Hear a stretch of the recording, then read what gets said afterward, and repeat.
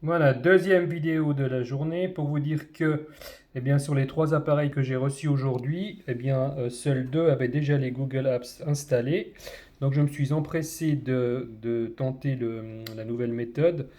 Et bah, cette méthode, je peux vous l'affirmer maintenant, fonctionne avec succès puisque cet appareil, évidemment, je n'ai pas filmé tout le processus parce que je voulais tester. Évidemment, je n'avais pas le temps de filmer et euh, d'effectuer la marche à suivre en même temps, mais je peux vous dire que cette marche à suivre fonctionne. En fait, la marche à suivre est assez simple. Il suffit de restaurer, enfin déjà, il faut posséder une sauvegarde vierge d'un P30 Pro.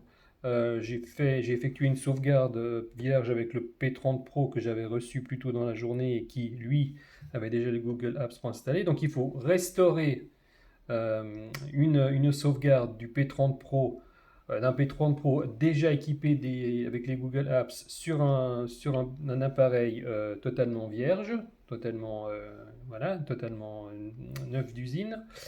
Et ensuite, une fois que cette restauration est effectuée via le logiciel pour PC évidemment, et bien une fois que ceci est effectué, il suffit d'installer les Google Apps sous forme d'APK. Donc il suffit de copier les APK des Google Apps. Tout ça, je vous mettrai en lien. Tout ça, je vous les mettrai en lien sous la vidéo.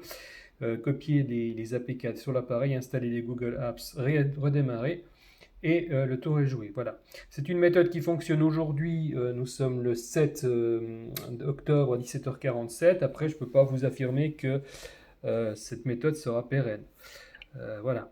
Encore un petit détail, juste après avoir effectué l'installation des Google Apps, enfin,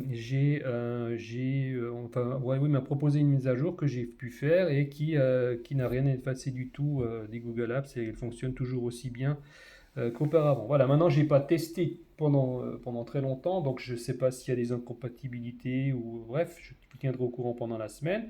Mais enfin, toujours est-il que par rapport à la fin de la semaine passée où il n'était plus du tout possible d'installer ces Google Apps, eh bien, une nouvelle méthode est sortie, une méthode que j'ai testée et approuvée, qui permet d'installer des Google Apps sur un Mate 30 Pro. Voilà. Si vous avez des questions, n'hésitez pas à me contacter. Et si un de ces appareils vous tente, je vous rappelle qu'ils sont en vente chez Evenshop ou themobilestore.ch. Voilà, merci.